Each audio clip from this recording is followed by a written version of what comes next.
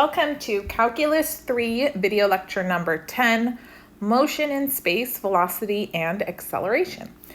So recall that r of t is a position vector, and it provides the location of a particle at time t. Then that means that r prime of t provides the rate of change in position with respect to time of that particle, which is also known as velocity, or v of t.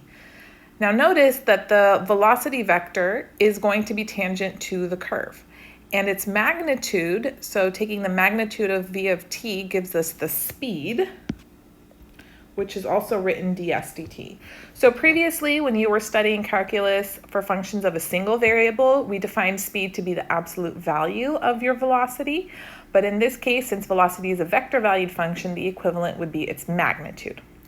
Now, say I want to consider the second derivative, r double prime of t, which would be v prime of t. Now this gives us the rate of change in velocity with respect to time, or the rate at which velocity is changing. And this is called acceleration, which we represent with a of t. So pretty much same idea and process as functions of a single variable that you would apply for vector valued functions. So we're going to find the velocity, acceleration, and speed of a particle with the given position function r of t equals rad t and 1 minus t, and then sketch the path of the particle as well as the velocity and acceleration vectors at 1, 0. All right, so to get going, we're going to find the velocity function. So I know v of t is equal to r prime of t, which is going to be, so derivative of rad t is 1 over 2 rad t. Right, you'd have t to the 1/2, so you bring down the 1/2, and then t to the negative 1/2, and then derivative of 1 minus t is going to be negative 1. Now they want me to find the velocity vector at the point 1, 0. Well, what value of t yields that point on the curve? Well, just kind of guess. Look, looks like t should be 1. Does that work for the second component? It sure does. So t is equal to 1, so the velocity vector v of 1 is equal to 1/2 negative 1. All right, now I need acceleration, a of t, so that's going to be r double prime of t. So this is 1/2 t to the negative 1/2. If I take the derivative, that's going to be negative 1 over 4t to the 3/2, and then the derivative of negative 1 is 0. So acceleration, when t is 1, will have components negative 1/4, 0. All right, so I've got velocity, I've got acceleration, now I need speed. So we know speed is magnitude of velocity when t is 1, so that's going to be the square root of 1/2 squared plus negative 1 squared. So that's going to be 1/4 plus 1. So that's rad 5/4 or rad 5 over 2. So speed is done. Okay, now it wants us to sketch the path of the particle and then to sketch these velocity and acceleration vectors. So I'm going to box what we did so far, and then we have to sketch the path of the particle. So a couple options. You could start off by making a table, or sometimes it's easier to see if you eliminate the parameter and can identify what sort of curve you have in the xy plane. Okay, so what do I mean by that? Well, I could write the set of parametric equations x equals rad t and y equals 1 minus t. And then from the first equation, I can see that t is equal to x squared, correct? And that would mean that y is equal to 1 minus x squared. However, keep in mind that x has to be greater than or equal to 0, since x is equal to rad t, and rad t is always going to be greater than or equal to 0. So I'm basically graphing a parabola that opens downward and has been shifted up 1 unit, and I'm only graphing the right half of it. Okay? So I'll primarily focus my graph in quadrants 1 and 4. And I need to include the velocity and acceleration vectors at the point 1, 0. All right, so here's our x-axis, y-axis. 1, -1, and then this is 1. Okay, so the graph's going to go through 0, 1. At 1/2, y is going to be 3/4.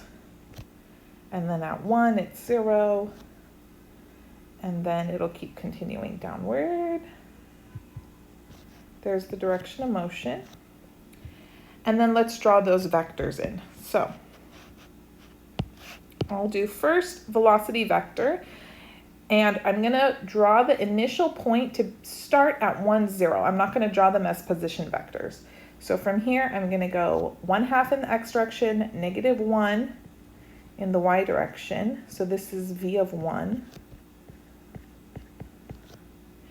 And then my acceleration vector has components -1/4, 0. Again, I'm going to draw its initial point to be at 1, 0.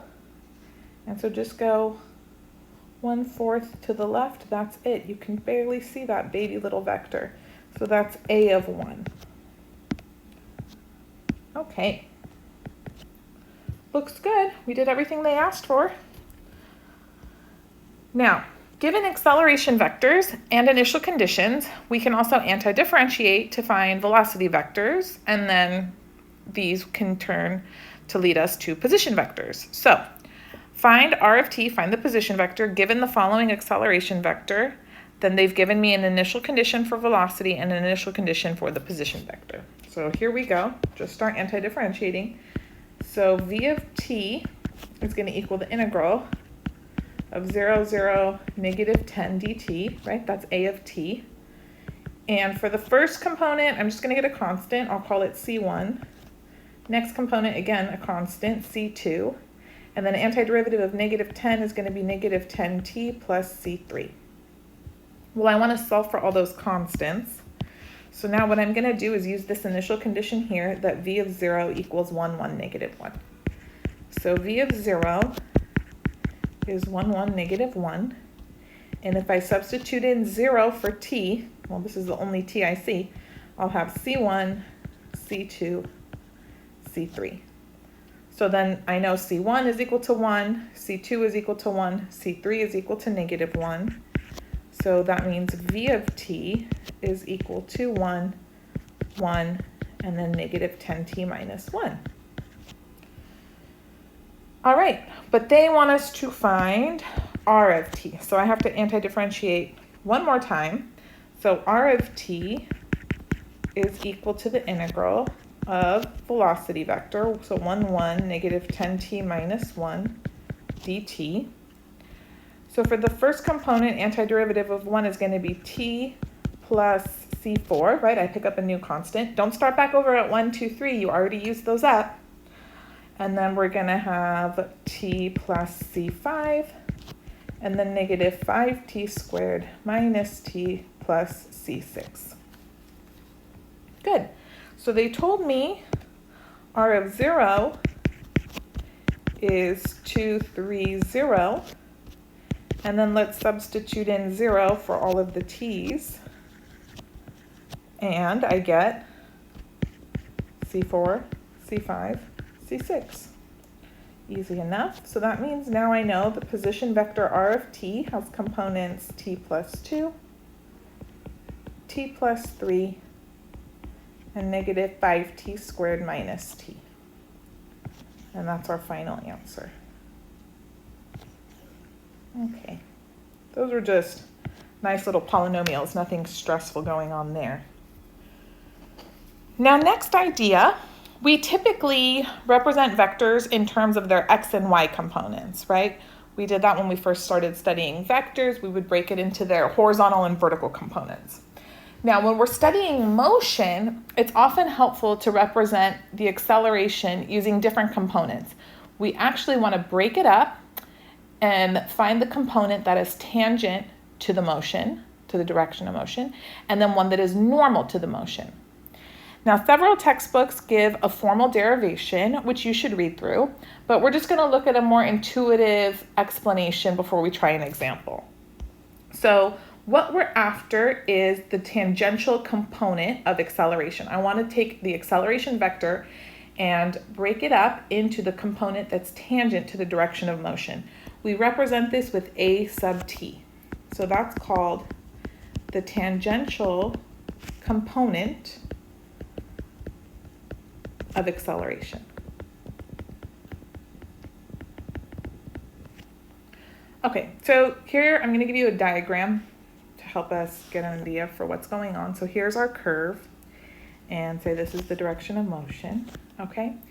And if I want the tangential component of acceleration, basically I want the scalar projection of the acceleration vector along the tangent vector. In this case, we're going to use the unit tangent.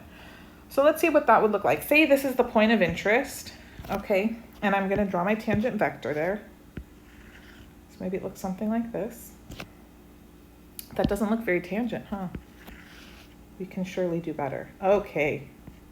So say this is my unit tangent, and the normal vector points inward, since that's perpendicular to the unit tangent. So say here's my normal.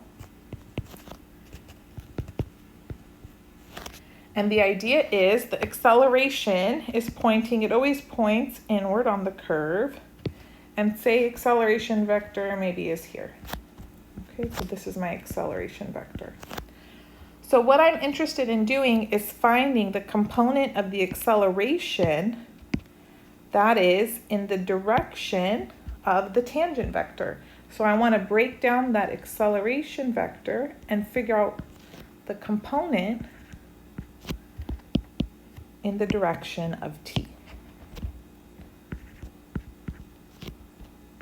All right. So I could do that using the scalar projection. And I would compute this by taking a dotted with t, dividing by the magnitude of t. But remember, t is our unit tangent, so its magnitude is just 1. So all I have is a dot t, but remember, a, that's acceleration. So a is r double prime.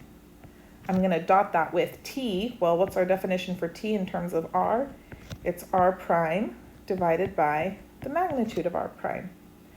So this tells me the tangential component of acceleration is found by taking r double prime dotted with r prime and then dividing by the magnitude of r prime.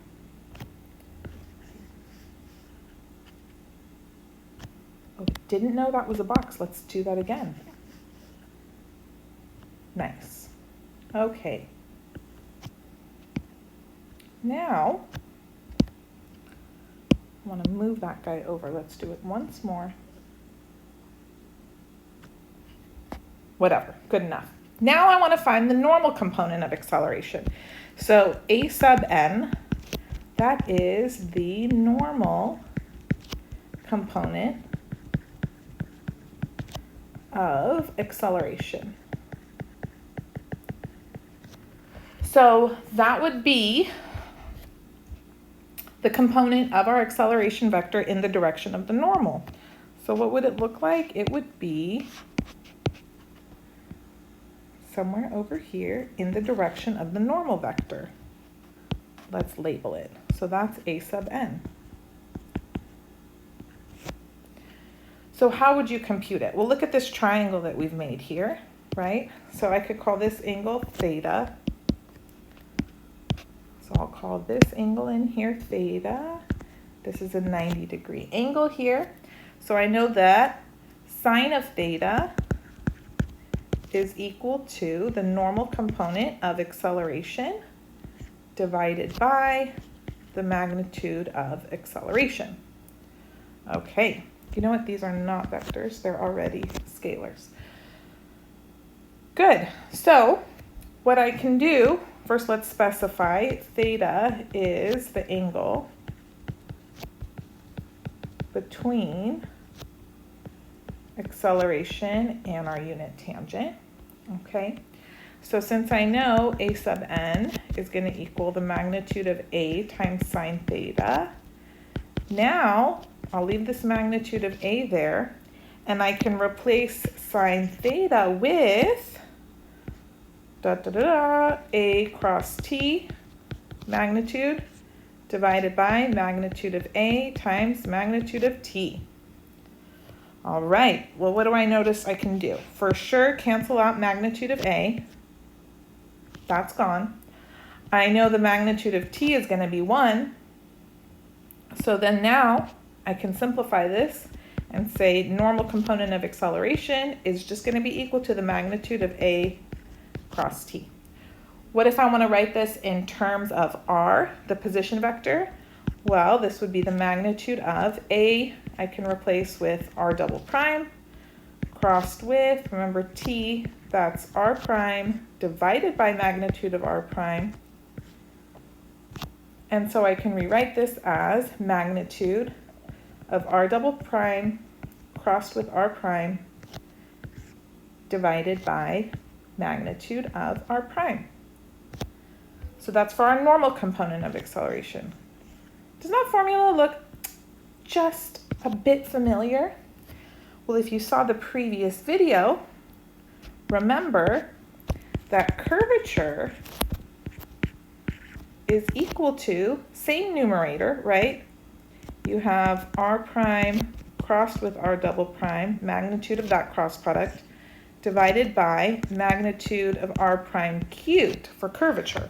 Well, what's the only difference?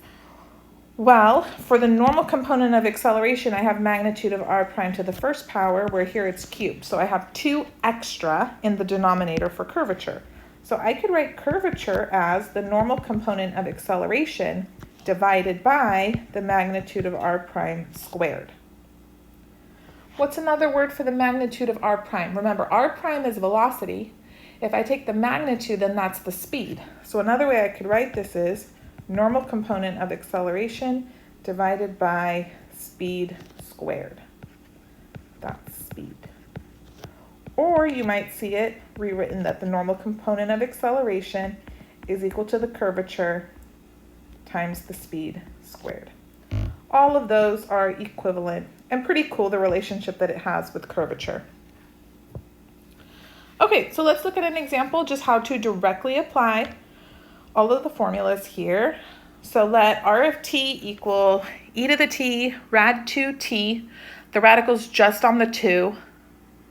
The t is not underneath the radical, don't worry. And then we have e to the negative t. So before we get going, let's just take all our derivatives, and then we're going to find the tangential component of acceleration, normal component of acceleration, and curvature at t equals 0.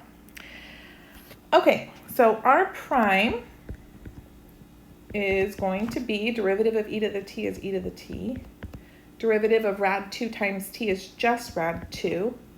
And then derivative of e to the negative t is negative e to the negative t. And then our double prime is going to be e to the t, 0, and e to the negative t. Now for the first part of the problem, I'm going to find all of these values at t equals 0. And then for the second part, I'm going to do the same thing but leave it in terms of t. So let's just go ahead and evaluate r prime of 0.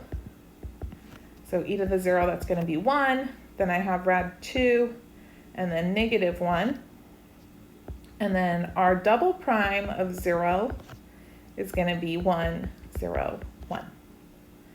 Okay, so just straight application of the formula.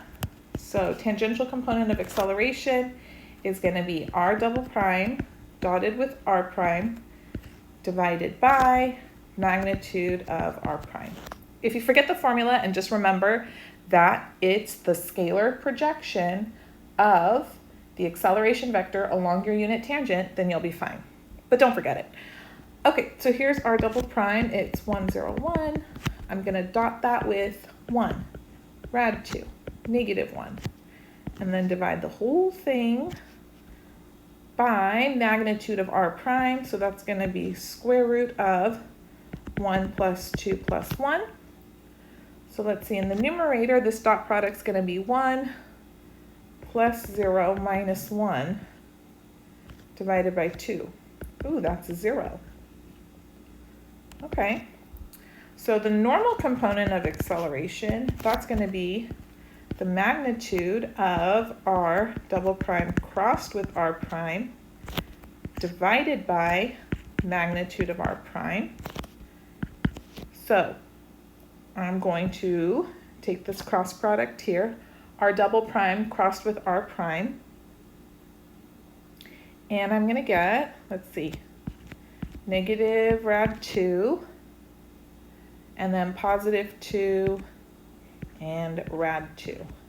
And then I'm going to take the magnitude of that vector, dividing by the magnitude of r prime. I actually already have that from when I computed the tangential component of acceleration, so that's just 2. So in the numerator here, I have radical 2 plus 4 plus 2 divided by 2. So in the numerator, that's rad 8, which is 2 rad 2. So that's going to cancel with the 2 in the denominator, so it's just rad 2. Beautiful. Last thing, I need curvature, but that one's easy because you just take your normal component of acceleration and throw an extra magnitude of r prime squared in the denominator and you're ready to roll. But I'll write the formula out. The more you write it out, you'll remember it better. Divided by magnitude of r prime cubed. So just remember, you take your normal component of acceleration, divide by another magnitude of r prime squared. So I have rad 2 divided by 2 squared, so that's 4. And we are done with that part. Hooray!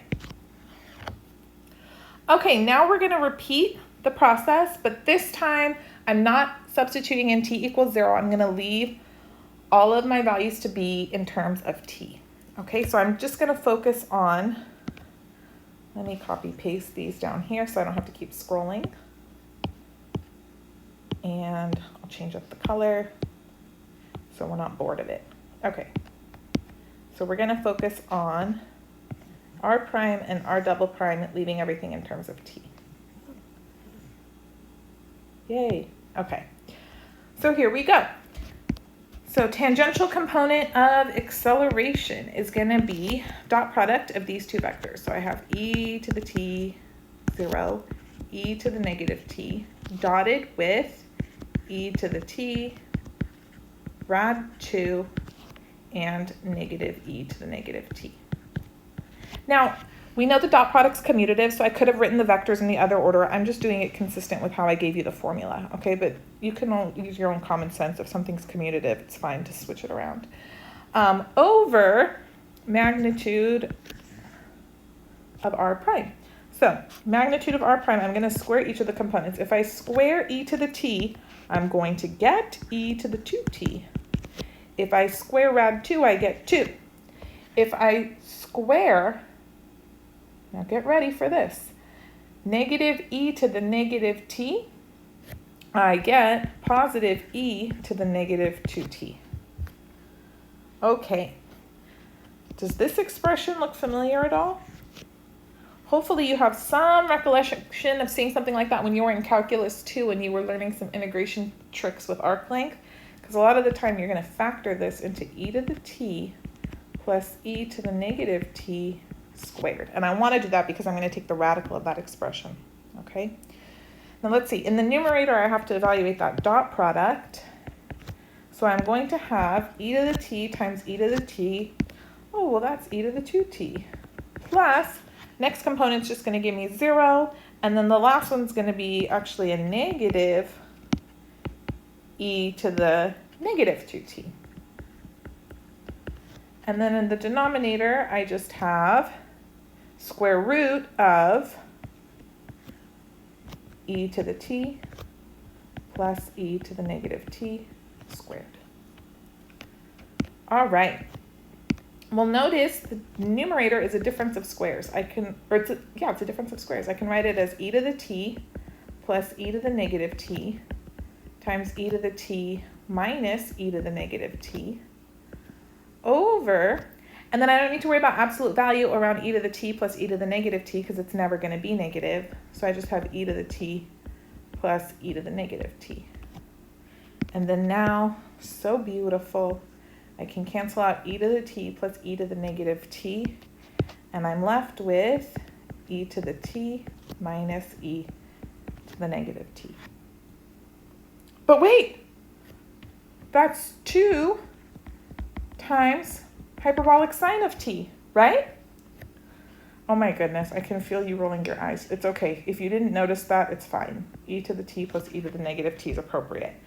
But if you caught that that's 2 sinh t, bravo to you. Okay.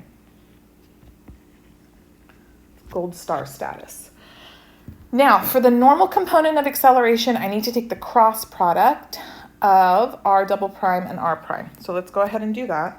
So r double prime crossed with r prime is going to be, let's see, first component negative rad 2 e to the negative t. Next component is 2. And then I have rad 2 e to the t. Now, if you did this the other way around and you had r prime crossed with r double prime, then you would have a vector in the opposite direction. But it would actually not be the end of the world, because the next step when you're getting the formula for your normal component of acceleration, you take the magnitude of this anyways. So if you have everything multiplied by a negative, no harm will occur to you, okay? So we have square root 2e to the negative 2t plus 4 plus 2e to the 2t. Let's see, I can take out a 2 from everything under the radical. So I have 2e to the 2t plus 2 plus e to the negative 2t. And then you go, I have seen this before. This is e to the t plus e to the negative t squared. And then I'm taking the square root of it. I don't have to worry about absolute value. It's never negative. So I'm just going to be left with rad 2 times e to the t plus e to the negative t.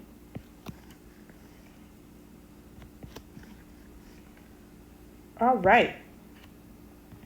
No, we're not done. That's not the normal component of acceleration. Normal component of acceleration is that value divided by the magnitude of r prime. So I have rad 2 times e to the t plus e to the negative t divided by magnitude of r prime. We have it earlier. Where are you, magnitude of r prime? Right here. It was just e to the t plus e to the negative t before it got canceled out. So I'll bring that back here. E to the t plus e to the negative t. And check this out. That entire expression cancels. So the normal component of acceleration is just equal to rad 2. Ooh. Last thing, I need the curvature. So remember, you could take that normal component of acceleration and then divide by magnitude of r prime squared. So I'm going to take that rad 2, divide by magnitude of r prime was e to the t plus e to the negative t, and then I'm going to square it. So that's our final answer. So nice. And now the textbook that these lecture notes are based on also does a nice job of using the material from the chapter to prove Kepler's first law of motion. So if you have some time, I suggest you look it through. And basically it talks about the fact that a planet revolves around the sun in an elliptical orbit with the sun at one focus. So pretty cool stuff. This concludes the unit. More videos soon to come.